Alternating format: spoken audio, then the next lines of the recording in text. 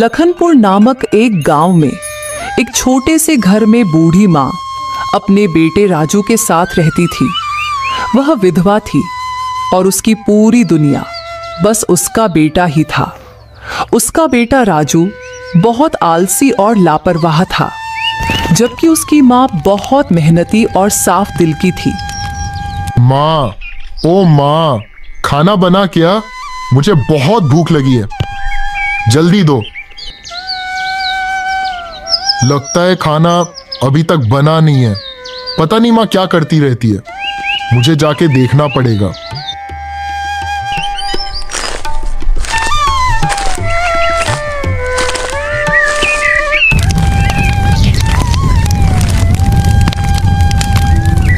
माँ, अभी तक खाना नहीं बना क्या?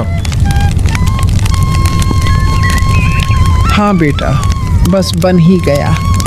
पर तूने आज खेतों में काम किया या नहीं? अरे माँ, तुम हर रोज वही सवाल पूछती हो। मुझे भी तो थोड़ा आराम चाहिए। हर समय क्या खेत में ही रहूंगा? बेटा, गुस्सा क्यों करता है? खेत तो हमारा जीवन है। अगर हम मेहनत नहीं करेंगे तो खाएंगे क्या? तुम हर बार यही पुरानी बातें करती हो। अरे आज तक ये खेत में कुछ नहीं रखा है। गांव के सब लड़के शहर जा रहे हैं और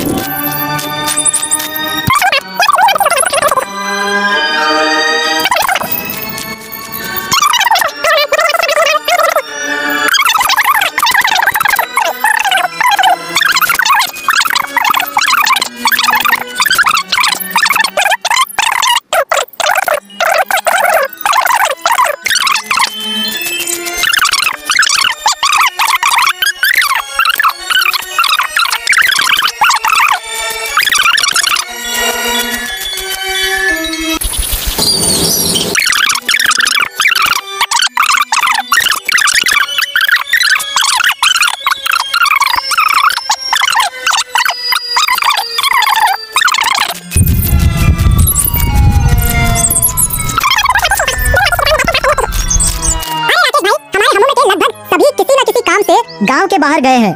और एक हम हैं जो इसी गांव में तू तो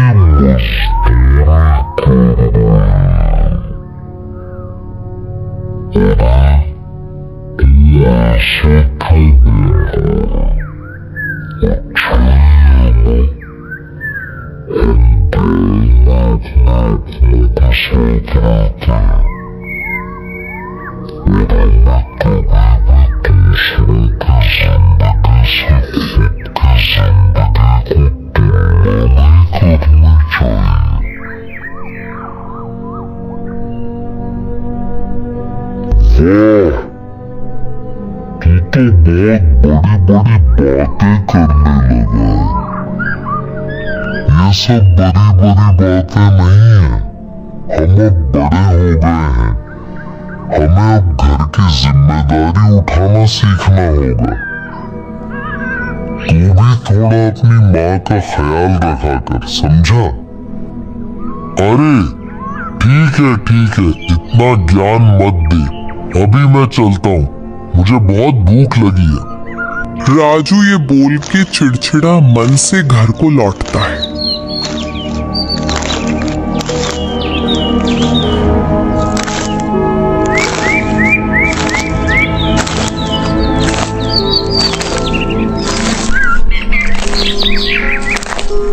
कुछ समय बाद जब वो घर पहुंचा तो उसने अपनी माँ से कहा, माँ, अरे ओ माँ, कहाँ गई तुम? मुझे बहुत जोर की भूख लगी है, खाना दो जल्दी। उसकी माँ रसोई से बाहर आके बोली, अरे तू क्या सिर्फ खाना खाने के बारे में ही सोचता है? तूने एक बार भी इस बीमार माँ के बारे में सोचा भी है? मेरी उम्र हो गई है, अब मैं तुझे ऐसे घर में बैठा कर नहीं खिला सकती। अरे सीख कुछ अपने दोस्त राकेश से। कितना जिम्मेदार लड़का है वो। राजू को अपने माँ के मुंह से ये सब सुन के गुस्सा आया और बोला, ठीक है, फिर चला जाऊंगा मैं घर छोड़कर। रहना फिर अकेले ही। वैसे भी दिया ही क्या आप लोगों ने? बाबा तो नशा कर करके बीमार होकर गुजर गए। रखा ही क्या मेरे लिए यहाँ? बस एक जमीन का टुकड़ा। ये बोलकर राजू गुस्से में घर छोड़कर चला गया और गांव के मंदिर में ही आज का दिन गुजारने की सोची। जब वह मंदिर पहुंचा तो उसे मंदिर के पुजारी जी मिले। पुजारी जी ने राजू से कहा, अरे राजू, तू यहाँ क्या कर रहा है? तू तो ज्यादा मंदिर ही नहीं आता, तो आज यहाँ कैसे? अरे पंडित जी, ऐसा कुछ भी तो नहीं है, मैं तो बस पूजा करने आया था। राजू पंडित जी को अपनी माँ के साथ हुई झगड़े के बारे में कुछ नहीं बताता है और मंदिर से चला आता है।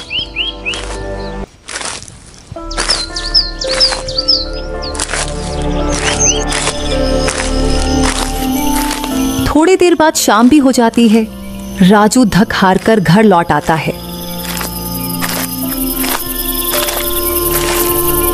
और उसकी माँ उसको देख तुरंत बोलती है, अरे बेटा, आ गया तू। चल जल्दी से हाथ मुंह धो ले, मैं तेरे लिए खाना लगा देती हूँ। राजू अपने माँ की इस बर्ताव को देख थोड़ा हैरान हो गया। उसने मन ही मन सोचा, आज तो मैंने माँ को इतनी बातें सुनाई थी, फिर माँ मेरे साथ अभी इतना अच्छा व्यवहार कर रही है। मुझे तो लगा था माँ आज मुझसे बहुत गुस्सा होगी। राजू यही सब सोच के अपने माँ के साथ रात का खाना खाता है और थोड़ी देर बाद अपने कमरे में सो जाता है।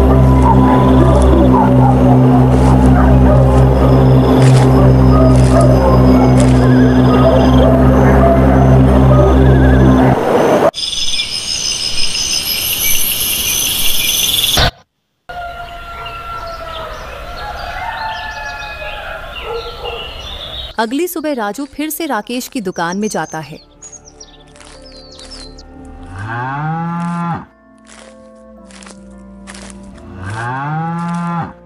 थोड़ी देर बाद जब वह राकेश की दुकान में पहुंचता है तो राकेश उससे पूछता है कि अरे राजू भाई, तू सुबह ही आ गया? क्या हुआ, आज का खेत का काम जल्दी खत्म हो गया क्या? अरे भाई, कैसी खेत? जमीन के नाम तो वो बंजर जमीन पड़ी हुई है। कौन करे इतनी मेहनत? जिंदगी हो तो तुम्हारी जैसी, दुकान में बैठे बैठे पैसे मिलते हैं। अरे भाई, तू हमेशा ऐसे ही क्यों सोचता है? कोई भी काम छोटा बड़ा या कम ज्यादा मेहनत वाला नहीं होता, सबका अलग अलग संघर्ष होता है। हाँ ठीक है, तू सुबह सुबह शुरू मत हो। अब आया हूं तो एक चाय ही पिला दे। दोनों को चाय पीते बात करते हुए दोपहर हो जाता है और राजू राकेश से विदा लेकर घर चला जाता है। घर पहुंचते ही उसकी माँ उससे बोलती है, बेटा राजू, अच्छा हुआ तू आ गया। तू मेरा एक काम कर दे, तू कुछ लकड़ियां काट दे। मुझसे तो अब ये सब नहीं होता, कमर में दर्द होने लगता है। अरे माँ, अभी तो घर आया हूँ, आते ही काम करने के लिए बोल रही हो? मुझे अभी कुछ करने का मन नहीं है, मैं बाद में कर दूंगा। राजू की बात सुनकर उसकी माँ उदास हो जाती है, लेकिन राजू से बिना कुछ कहे रसोई में चली जाती है। कुछ समय बाद राजू दोपहर का खाना खाने के बाद गांव में टहलने के लिए निकल पड़ता है।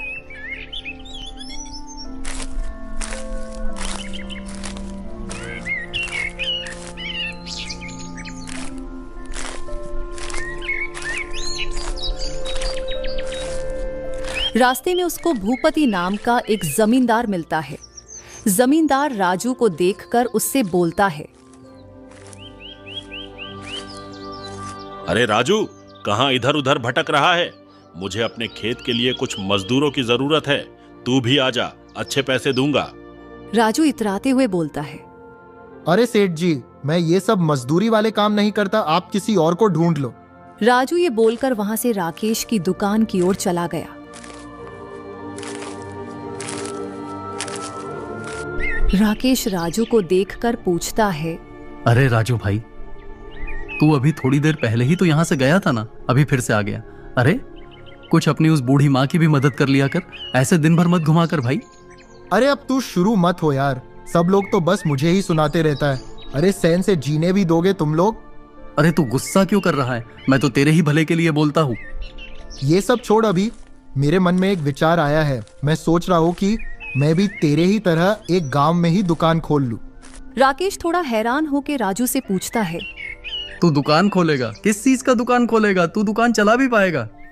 अरे क्यों नहीं भाई, क्यों नहीं चला पाऊंगा। दुकान चलाने की चिंता नहीं है। मैं तो बस ये सोच रहा था कि मैं किस चीज की दुकान खोलूं और कहां पर खोलूं।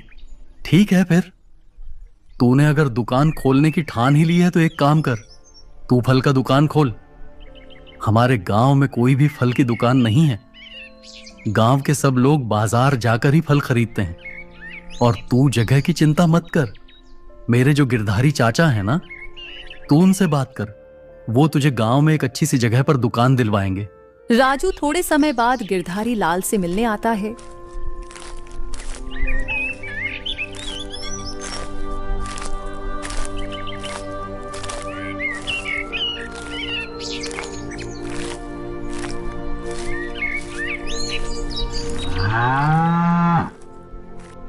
चाचा, अरे ओ गिरधारी चाचा, थोड़ा बाहर तो आइए, आपसे कुछ बात करनी है।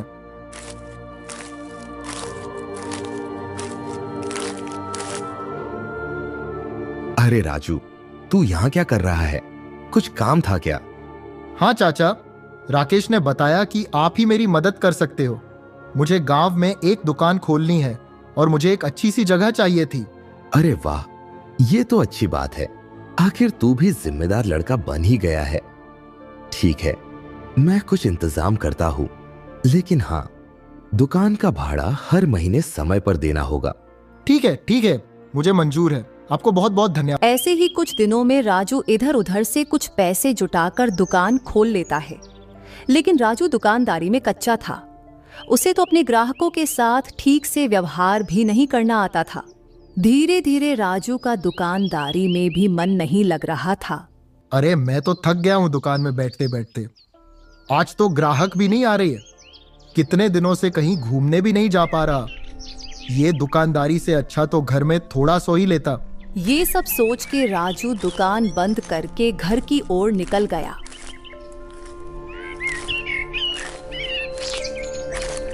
कुछ समय बाद राजू घर पहुंचा। राजू की बूढ़ी माँ उसे देख के बोलती है,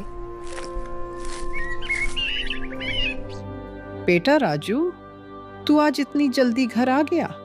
आज क्या बिक्री अच्छी हुई है? क्या खाक बिक्री? दुकान में तो एक भी ग्राहक नहीं है। लगता है आजकल के लोग फलों का लुत्फ उठाना भूल गए हैं। ऐसे में पूरा दिन दुकान में कौन बैठेगा? इतने अच्छे से तो घर में थोड़ा आराम ही कर लिया जाए। वैसे भी आज मौसम अच्छा नहीं लग रहा। लगता है बारिश होने वाली है। ठीक है, फिर आज तू थोड़ा आराम ही कर ले।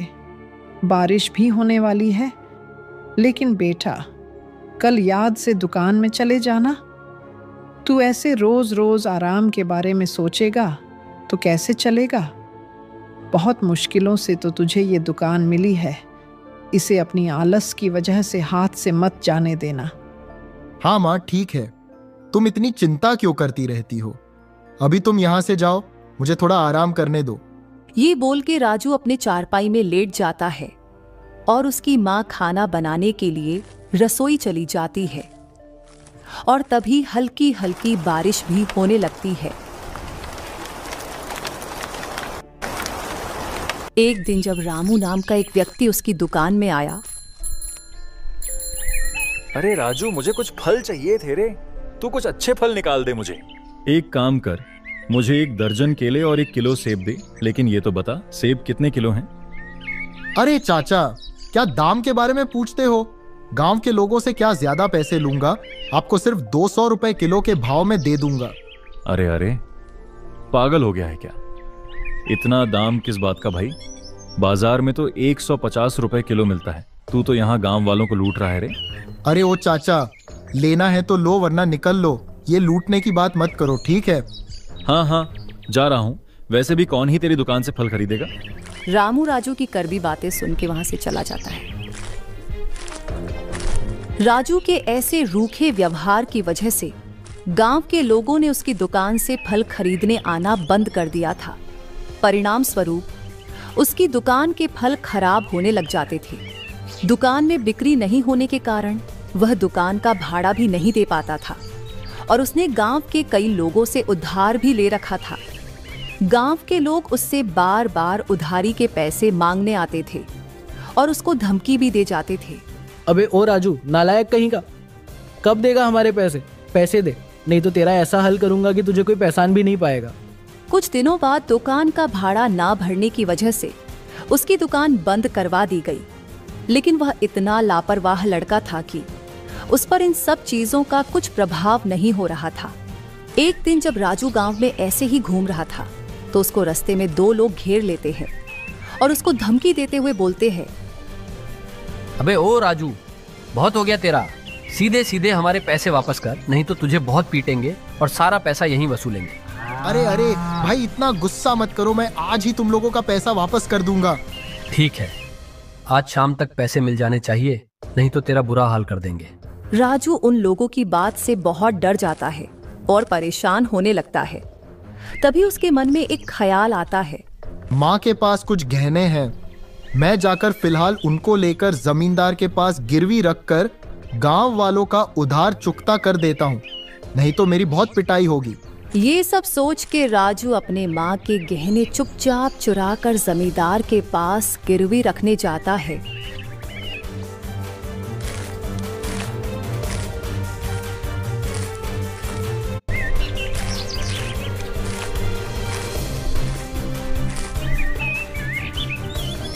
जमींदार जी, क्या आप ये गहने रख के मुझे कुछ पैसे दे सकते हैं? मुझे पैसों की बहुत जरूरत है। क्यों रे राजू, उस दिन बड़ी डींगे हाँक रहा था, अब क्या हुआ? अब क्यों गहने गिरवी रखने आया है? अरे उस दिन के बातों को भूल जाइए ना, मुझे पैसों की बहुत जरूरत है। आप ये गहने रख के मुझे पैसे दे दीजिए ना। ठीक है ठीक है, तू इतना जोर दे रहा है तो मैं तुझे पैसे दे देता हूँ।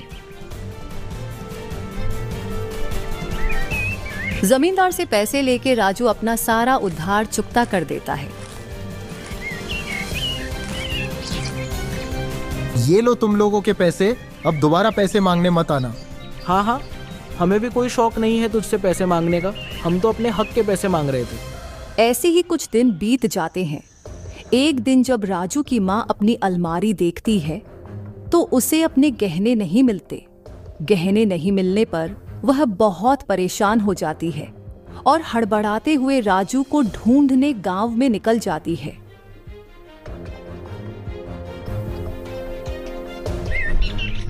रास्ते में उसको गांव का मुखिया मिला। मुखिया राजू की माँ को ऐसे घबराई हुई देखकर पूछता है, अरे बहन जी, इतनी घबराई हुई क्यों हो, क्या हुआ? मुखिया जी, अब आपको क्या बताऊं, मैं तो बर्बाद हो गई। मेरे गहने किसी ने चुरा लिए हैं। अब मैं क्या करूंगी? मैंने तो वो गहने मेरे बेटे राजू के भविष्य के लिए बचा कर रखे थे। अरे अरे, ये तो बहुत बुरा हुआ। आपने ठीक से घर में देखा कि नहीं? मैंने सब जगह देखी है, मुझे कहीं नहीं मिले, इसलिए मैं राजू को ढूंढने निकली हूँ।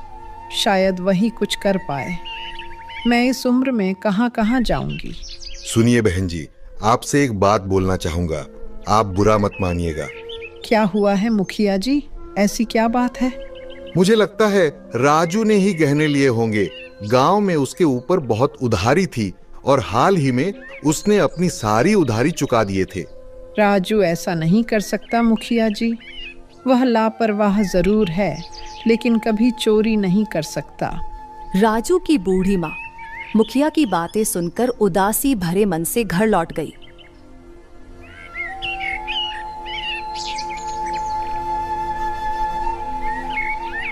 कुछ समय बाद जब राजू घर आया तो उसकी माँ ने उससे सीधे सवाल किया, राजू तू सच सच बता, क्या तूने ही मेरी अलमारी से गहने लिए हैं?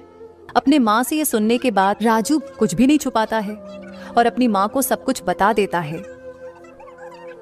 राजू के मुंह से यह सब सुनने के बाद उसकी माँ उससे गुस्से में बोलती है, अरे नालायक, तू अब अपने ही घर में चोरी भी करने लगा? क्या मैंने तुझे यही संस्कार दिए थे? अब मैं तुझे क्या ही दोष दूं? मेरे ही भाग्य खराब थे जो मुझे तुझ जैसा नालायक बेटा मिला। अपने माँ के मुंह से यह सब सुनने के बाद राजू गुस्से में घर से निकल जाता है और जाकर राकेश की दुकान में बैठता है। राकेश उसको देखकर उससे पूछता है, राजू तू इतने गुस्से में क्यों है भाई? मत पूछो यार, मेरा जिंदगी तो नर्क बन गया है। रोज रोज माँ मेरे साथ झगड़ा करती है और आज तो हद ही हो गई। माँ को मैंने सब कुछ सच बताया, फिर भी माँ ने मुझे बहुत कुछ सुनाया। अरे हुआ क्या वो तो बता पहले। देख भाई, तू तो जानता ही है मुझसे दुकानदारी नहीं हुई और मुझ पर कितना उधारी आ गया था। इसीलिए मैंने अपनी माँ के गहने गिरवी रख के सारे उधारी चुकता कर दी। और वैसे भी माँ तो वो सारे गहने मेरे लिए ही रखे थे ना। अब मुसीबत के समय में वो गहने मैंने अगर इस्तेमाल कर ली तो क्या गलत किया? मेरे घर वालों ने मेरे लिए आखिर किया ही क्या है? जायदाद के नाम पे सिर्फ एक टुकड़ा जमीन और बस थोड़े से गहने। जब उससे मेरा कुछ भला हुआ तो उससे भी माँ को दिक्कत है। मैं तो तंग आ गया हूं माँ से। तू पागल हो गया है क्या? कुछ भी बोले जा रहा है। अरे तेरी माँ तो तेरे भले के लिए ही बोलती है ना। तूने वो गहने लिए नहीं, तूने वो गहने चुराए हैं। और चोरी करना अच्छी बात होती है क्या? तू कभी नहीं समझेगा माँ की कीमत। मुझसे पूछ, माँ के बिना कैसा लगता है? तू तो हमेशा मेरे माँ की ही पक्ष लेता है। तू मेरा दोस्त है या नहीं? राजू जब यह सब राकेश से कह रहा था तो राकेश का पिता भी यह सारी बातें सुन लेता है और वह राजू से बोलता है,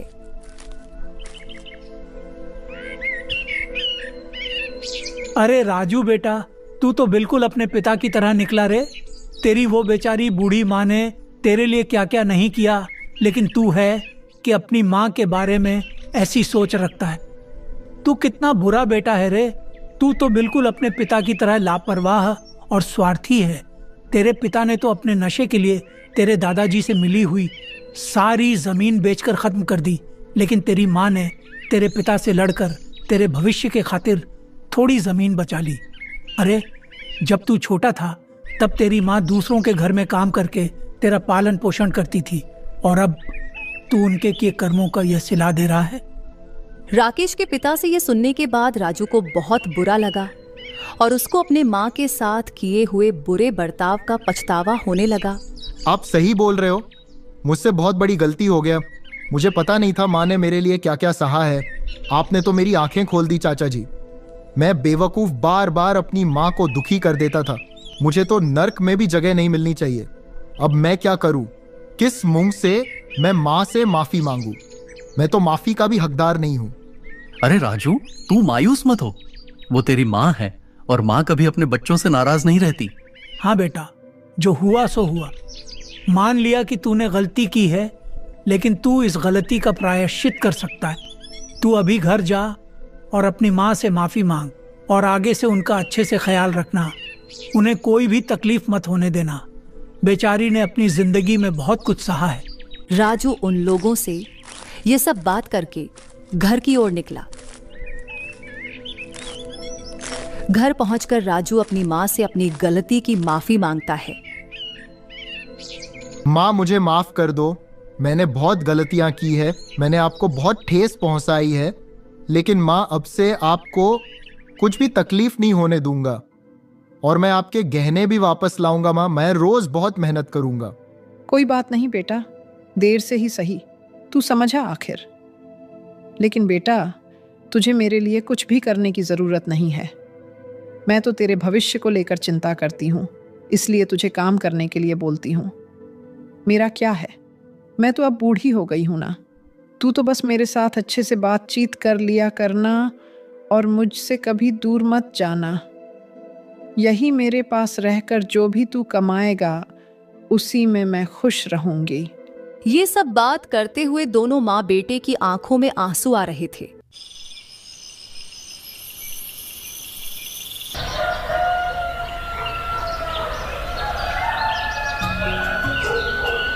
अगली सुबह राजू पूरे जोश में अपनी जमीन में खेती करने के लिए चला जाता है। ऐसे ही राजू रोज मेहनत से खेती बाड़ी या मजदूरी करके अपनी माँ के साथ खुशी से जीवन बिताने लगता है।